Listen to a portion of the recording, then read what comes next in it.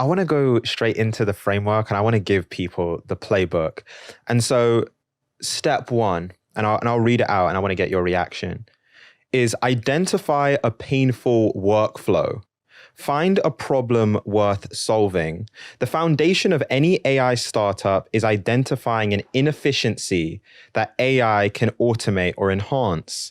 Instead of chasing broad AI ideas, focus on specific, tedious workflows that people are willing to pay to fix. What did you mean by that? Identify a painful workflow. I have this thesis that when you're in SaaS software and you see a export button, that every time you see an export button, there's a $1 to $100 million a year AI business that could replace that export button. Now, the reason I mean that, I'll explain why. And the reason why is when you're exporting data, traditionally you have some sort of analysis. Like the reason you're exporting it is you're doing some analysis around the data itself. So for example, I'm doing my taxes this week and I exported data from my bank because I wanted to categorize some of the expenses. Now the categorization today is being done by human beings. But going back to our earlier conversation, what happens when you can have human intelligence on tap? When you can essentially, human-like intelligence on tap. When you can essentially turn on intelligence and analyze data. So what I mean by find a painful workflow, is it painful for me to go and categorize my financial data? Like, yeah, kind of. Like, to be honest, like I'd much rather be like hanging with my baby or, pushing code or designing or being a bit more creative. And I think what people need to do is in their day-to-day lives, when they see things like export buttons and when they are a part of a workflow that they feel tedious, prompt yourself and say, if this could be done via AI, what would that look like? You know what? Can you actually, because I want to make it so real for people, can you give some examples of companies either that you've built or you've seen other people build these AI companies where basically they identified almost like a pretty niche pain point and they've managed to build a tool around it or a service that is now generating millions of dollars for them in their business?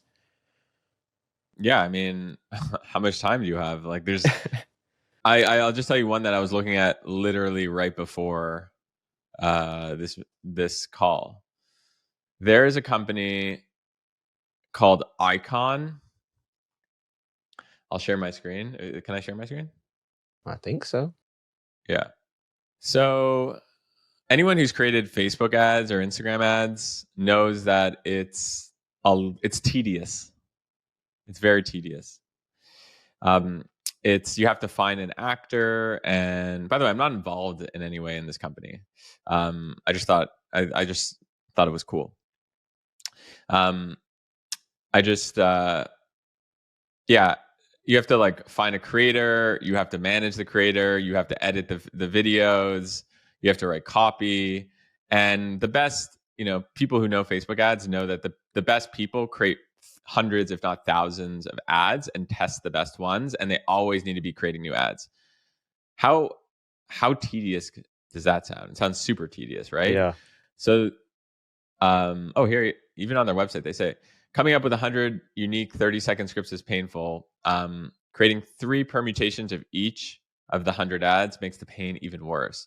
So their solution, first AI ad maker.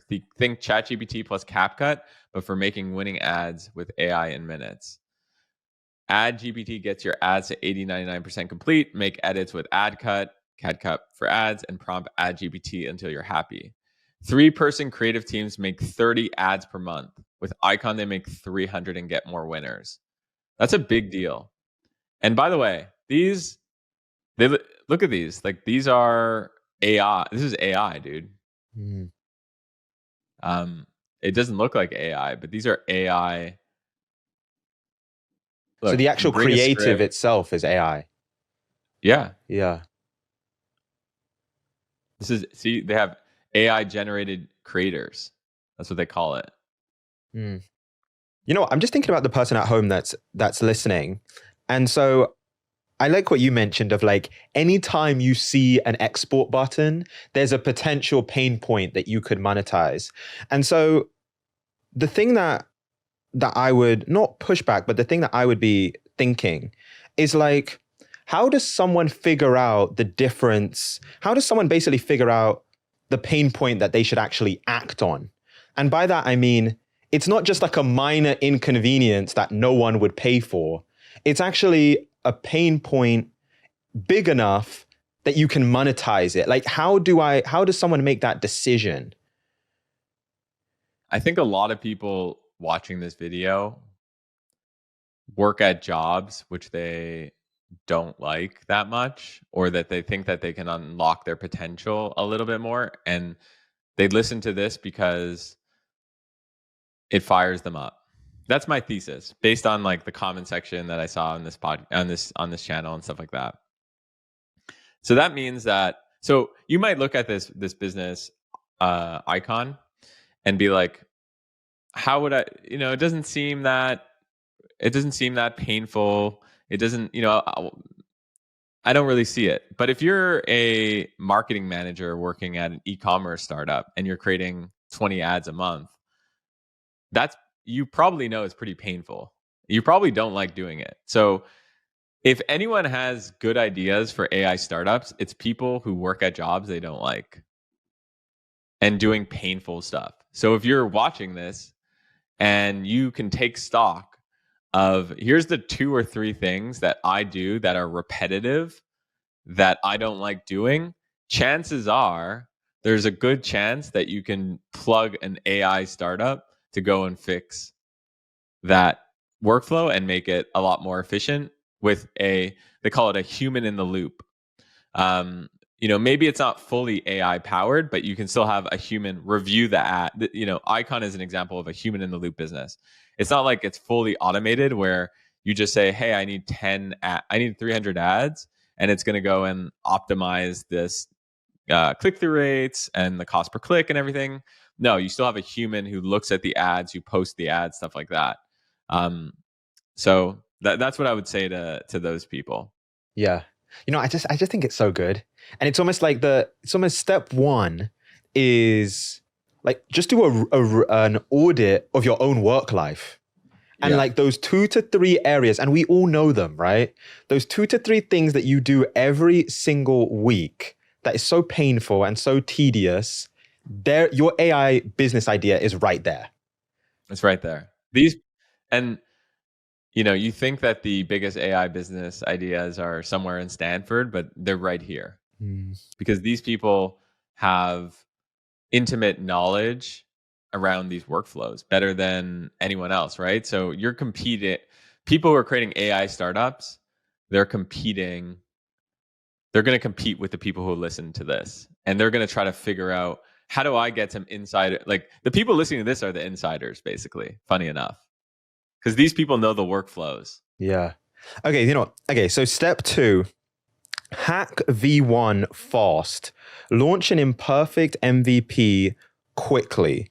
Rather than spending months refining a product, quickly launch a minimum viable product to validate demand. Can you talk through that? Yeah. The mistake that a lot of people make is they find a tedious workflow and they're like, I know that this is going to be a big business.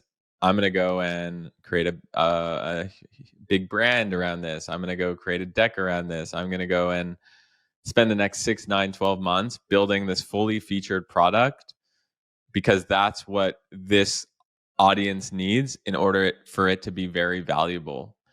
And the goal isn't, the goal is to create a minimal lovable product. People talk about minimal viable product. It's actually to create a minimal lovable product. And thinking about how can you use tools like Replit and Bolt and stuff like that to just get something out there that you can just gain some, like, have a foundation. Think of it as like a foundation. You don't need to build, Rome in one day, and that's what I mean by that. Just get something out there, and iterate from there. Mm. I actually, Greg, I have a confession to make, which is the first two businesses that I ever tried to start, they were t-shirt lines in university, spectacular failures, like complete flops. And the biggest thing that I did wrong is I tried to develop this perfect product. At the time, it was like when the kind of athleisure trend was starting. And I was like, I'm going to build the next Nike. I'm going to build the next Air Jordan. And we just never ended up releasing a product because I would just keep trying to make it perfect before I would show anyone. And it speaks exactly to what you're saying, which is you don't need the perfect product. You need the minimum lovable product. I think that's just so good. Well, I'll tell you why a lot of people want to create the perfect product, because it's actually similar to why people don't post on social media. So the reason why people don't post consistently on social media and build audiences is because a lot of the time they feel like they're getting judged by their friends and family. And it doesn't feel good to put out a tweet and get 0 likes, especially after your 40th tweet. And it isn't fun to post on Instagram and see no likes and just seeing a lot of shares, because you're like, the reason why people are sharing this is they're sharing it. My friends, quote unquote, are sharing this and they're making fun of me. And they're like, why is Greg posting about AI coding tools? That's so lame, or something like that. Products are the same way, in the sense that we want to be proud of the products that we ship. We don't want to put something out in the world that we're not proud of. And that's why, like, a lot of us are Steve Jobs like, in the sense, it sounded like you were kind of like Steve Jobs-esque in the sense that you're like, I know what I want and I know what needs to get out there, and I have a high barrier for what makes an incredible product. And that's why I need to perfect it. But the way to perfect is actually just consistency and iteration. So the way you actually get perfection is to put something out there, get feedback, iterate from there. And I wish more people would just amp up the quantity of things that they put out there. And realize that as you amp out quantity, you will increase quality. Because I know that there's someone listening to this and they're saying, oh my God, his philosophy is just put crap out there and something will stick. And I'm not saying put crap out there. I'm just saying that what you think is the product is usually, instead of 10 features, it's usually 1 feature.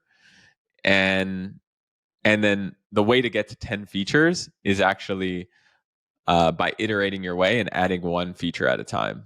Okay, so if you enjoyed this episode, you're going to absolutely love what we did with this one right here. Click here.